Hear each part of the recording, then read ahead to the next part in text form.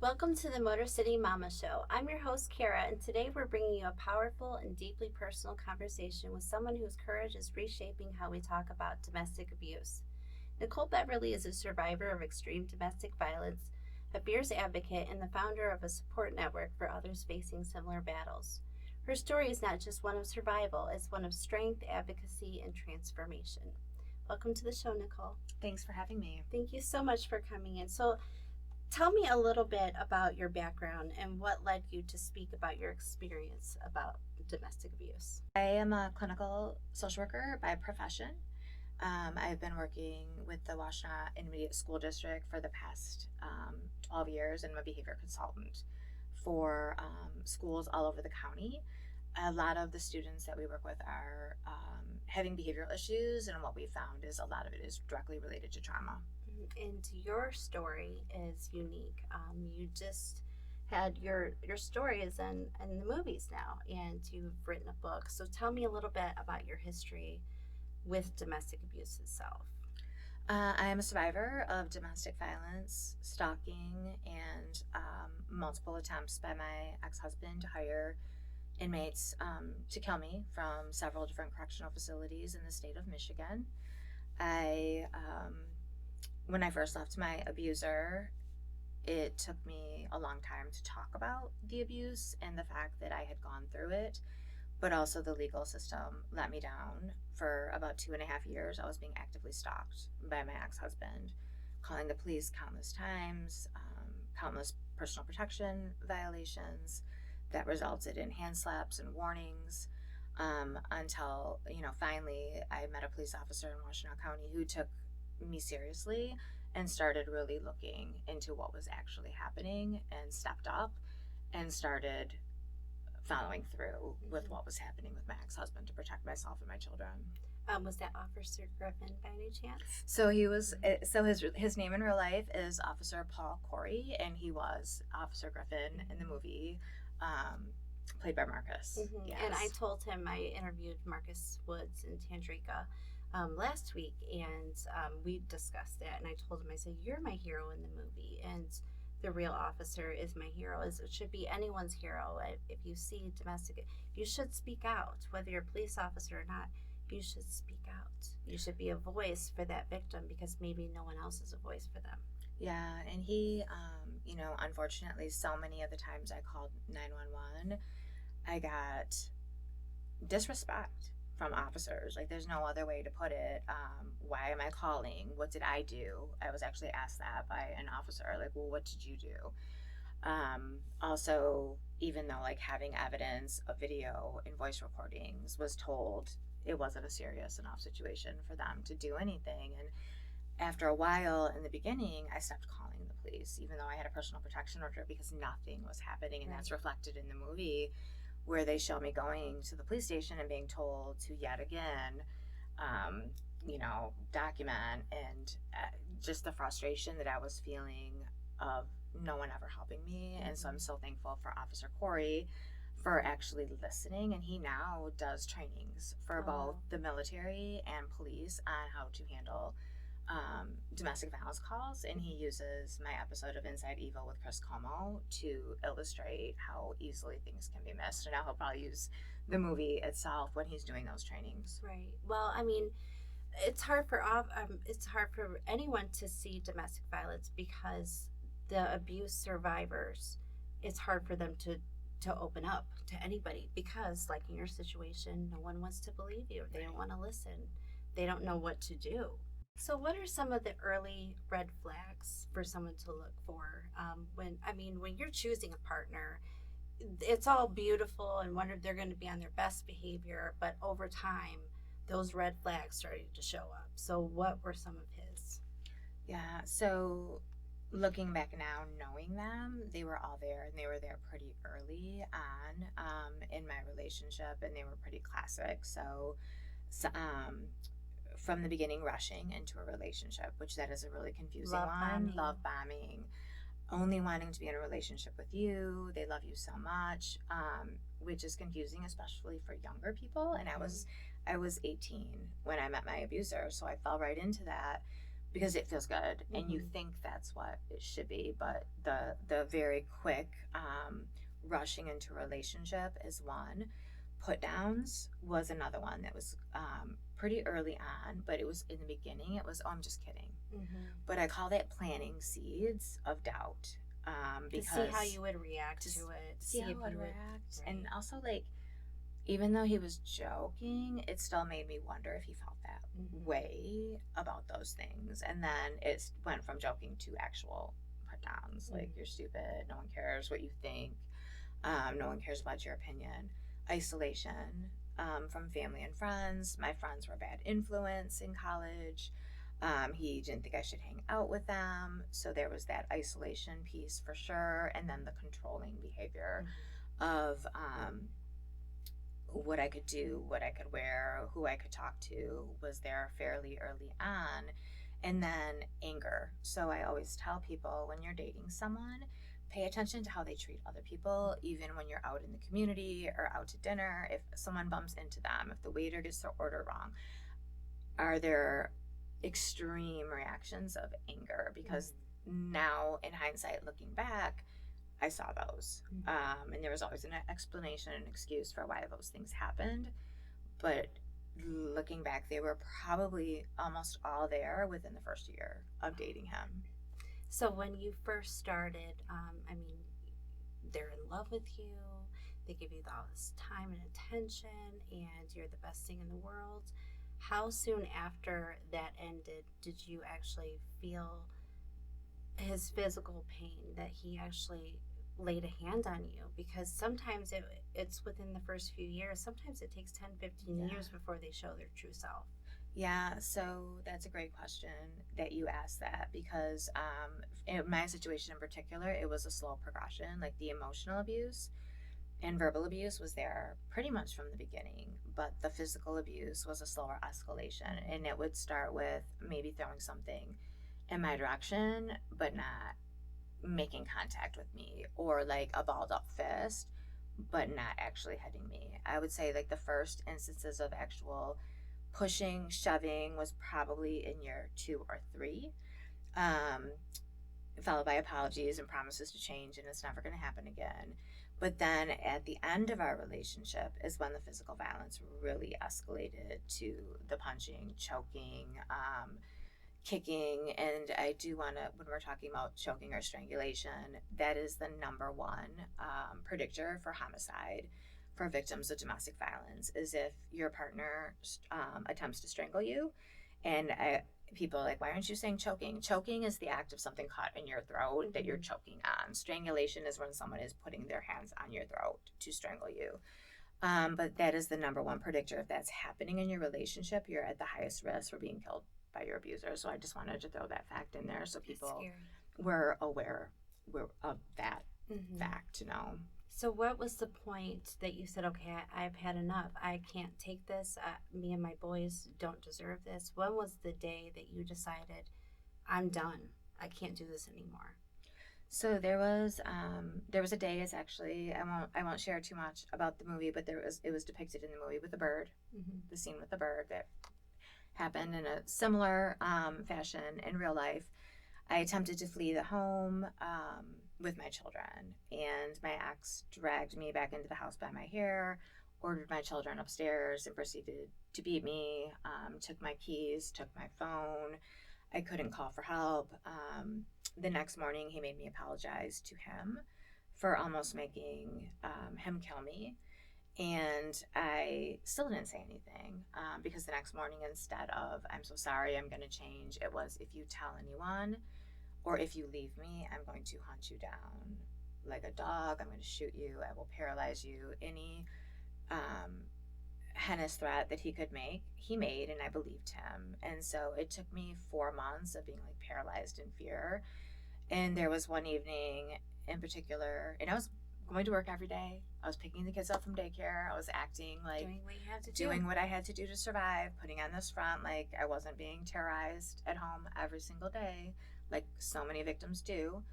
Um, but I was laying in bed and I could hear him get home from work and start to escalate. And I was thinking, how do I get to the gun before him this time so he doesn't kill me? And I realized in that moment that if I didn't leave this relationship, it was going to end in him killing me or me killing him in self-defense. And I didn't want that for my children, because I knew they would be raised without either of us, more than likely, with either scenario. So I finally reached out and told my mom what was happening and started creating a safety plan and getting those steps together to leave that relationship and get a personal protection order in place. But it took me, even after that most awful episode of abuse, it took me 4 months before I told anyone, because I was living in that with that level of fear, and probably in shock that they even have. I mean, that all of that happened, Yeah. and then it led up to that. Absolutely. And so many victims go through that, and there's no perfect moment to leave ever.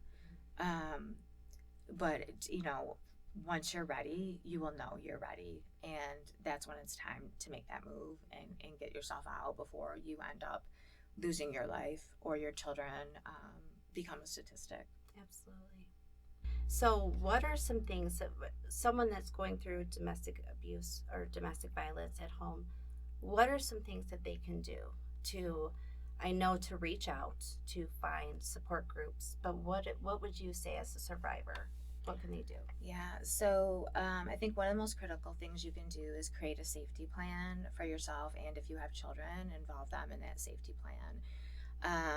And what that can look like is basically having a to-go bag ready with important personal belongings and documents. That was one thing that I learned early on when I was doing research from work, when I started to plan to leave my abuser, was to make copies of marriage licenses, birth certificates, social security information, credit information, bank accounts, because once you leave, the chance that you'll ever get a hold of that information is very low.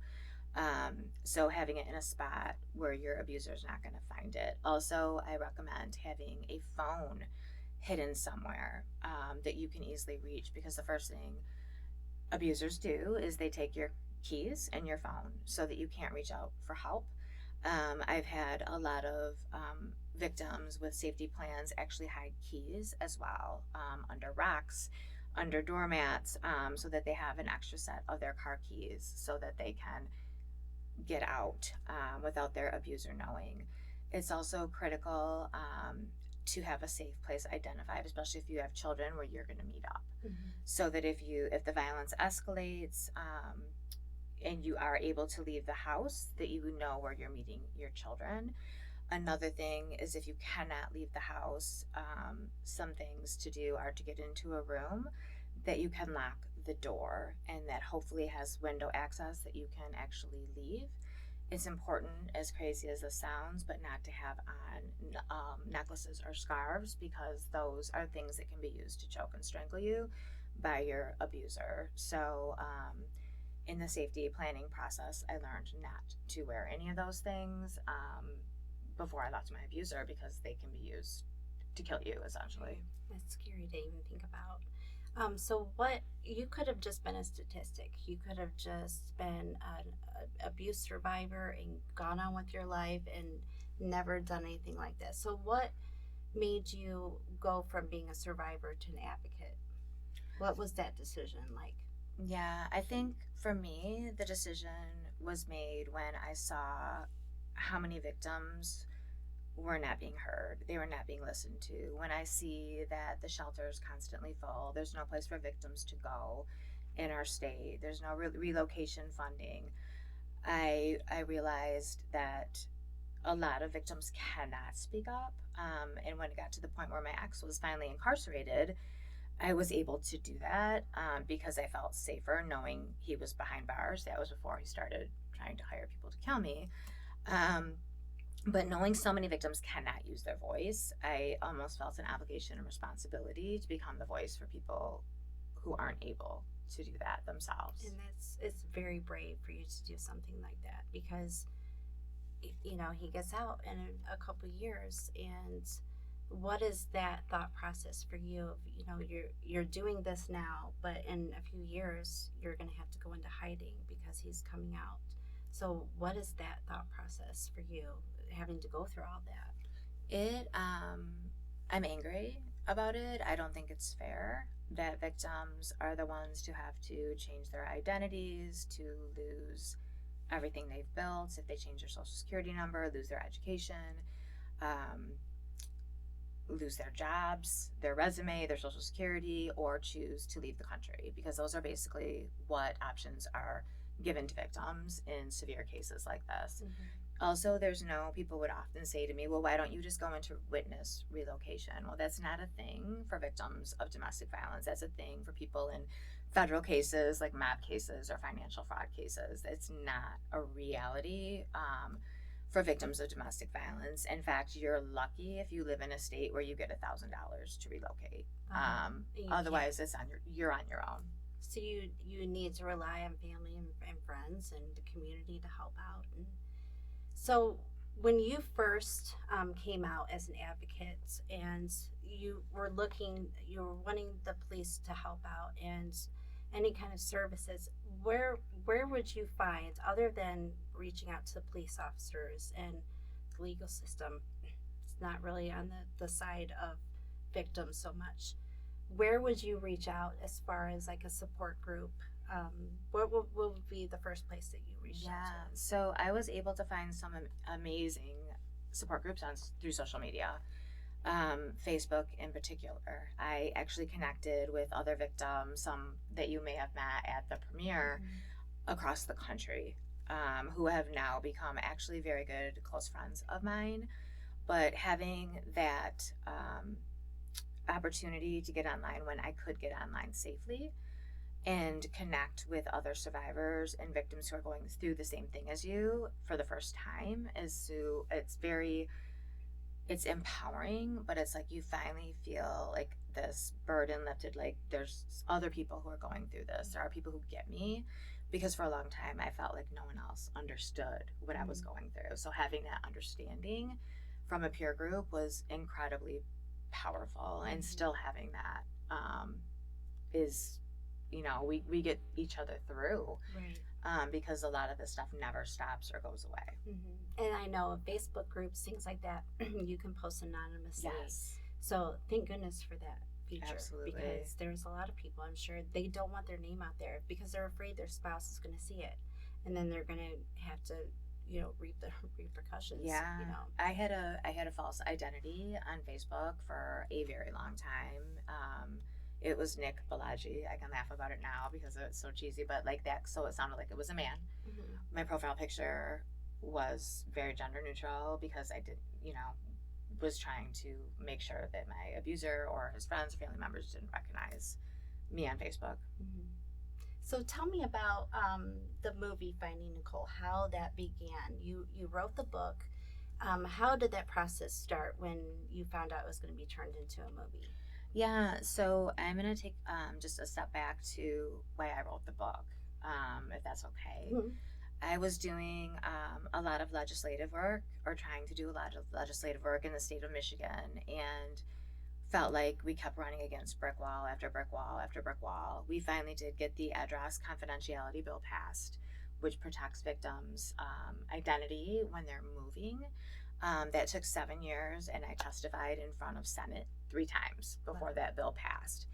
I was working in Washtenaw County on getting the lethality assessments passed for law enforcement, so that whenever they responded to a domestic violence call, they would do the 13-question lethality assessment to assess risk for homicide for victims. And I remember sitting at meeting after meeting, and things were not moving forward, and I was just like, what can I do? Because I was getting frustrated, I was getting angry, and I decided the one thing that I could do that was in my control and power to help people the fastest and the most was to write a book. So my book, it is my memoir, but the back section of the book is actually a guidebook. So it's a survival guidebook for victims, anyone going through domestic violence. It's got everything from the red flags, so people can recognize the red flags, to why victims stay, to help them understand, because when we leave, we carry so much guilt and shame. And so I wanted people to have an understanding of all the different reasons they might stay, including the neurochemical changes that happen when you're cycling through an abusive relationship, and how to document for the police, how to prepare for court. Like I wrote that section of the book in a way that I wished I had someone talking to me through the process because I had to learn the hard way on so many things. So that's the reason I wrote the book. Um, and Inside Evil with Chris Como did a full episode, and they followed me through the court process. That was a really hard decision to make when they reached out to me, because I was like, what's this going to be like? I'm going to be going through court. But it was probably one of the best decisions I made as an advocate for people to be able to see what victims go through. It's called Until Death Do Us Part. If anyone wants to check that out, it's on my YouTube page. And after that, Netflix reached out to me for their show I Am a Stalker. And in order to be on that show, my ex-husband would have had to agree. And of course, he's not going to agree to be on that show. Mm-hmm. And I was telling my friend, who was an attorney, Bill DeBraff, who's actually a friend of Darius, that's how we connected, about that. And he said, you know what, I want to introduce you to my friend and client, Harley Wallen. He's a producer here in Michigan. And I'm just like, whatever, people talk, things don't happen. And then within 2 days, Harley reached out to me. By that weekend, we were sitting down in a coffee shop with all of my court records spread over like 4 tables. And from there, just things move forward. And unfortunately, Bill passed away about 6 months ago. So he never got to see the movie come to fruition, but he was a huge part of making the movie happen. And Harley's wife plays Katie. Or Katie plays you in the movie. Yes, she does. Yes. So how was that process to actually? It must have been hard to write the book because you're reliving it, but being in theater and you guys are touring the premieres all over the country, but having to relive that, how has that process been like? All the triggers and everything. Yeah. So I would say, just like with speaking about your story, the more you do it, the less triggering it becomes. So I've definitely found the more I've seen it and then been able to talk about it in process, the less triggering it's become for me. And I do warn victims that this movie can be triggering, because a lot of the things that you'll see are things that very likely you've gone through with your own abuser, because there tends to be patterns, right, in tactics that abusers use. So I've had so many victims reach out to me though and say, thank you for telling this in a way that's real. And it's not a Cinderella story where like someone swoops in and just saves the day and we go riding off into the sunset. It shows, what's really happening behind closed doors, what the police see when they come to the door, the act that's put on, the mask that's put on by the abuser, and the lack of help and assistance that I get. And that's what so many victims face. So they're so grateful that we did tell the story in a much more realistic way than most domestic violence related movies. So how can the average person, our viewers, how can they help support abuse survivors? What can they do if they see somebody that is going through it? What steps can they take to help? Yeah, so I guess number one, if you see it happening out in the community, if you feel safe enough and comfortable enough to ask the victim if they need help, please do that. If you don't, please call 911 and get recording on your phone if possible. I had an incident at Whitaker Road McDonald's where my ex-husband was actually trying to pull me out of my vehicle during a custody exchange. And no one stopped to help me. There were people walking by. No one called the police for me. When I did call the police, he was long gone. And of course, McDonald's couldn't retrieve the video evidence, but had somebody else called the police, had somebody else videoed, I would have had evidence for court that maybe could have helped me. And just imagine if he had gotten me out of my vehicle and into his, and no one had stepped up or videoed or done anything, he could have killed me, and there would be no evidence of what happened to me. It's amazing that you have survived all of this and you're still fighting to help other people get through it. And you didn't have to do any of this. So thank you for sharing your story. Where can people find the movie? So it is streaming on a lot of North American platforms, Prime, Apple TV, Fandango, Sling, DirecTV, YouTube. I'm sure Xfinity. I'm sure I'm missing a few. But yes, please stream it, watch it, review it if you can. The reviews are so helpful in getting the movie pushed forward and to get more viewers for it. And if you're watching or you know of anyone that needs help and is going through domestic abuse, please look at the bottom of the screen on the podcast. We're going to put links to the domestic violence hotline and also check out Nicole's story. Thank you so much for coming in Thank today. you so much.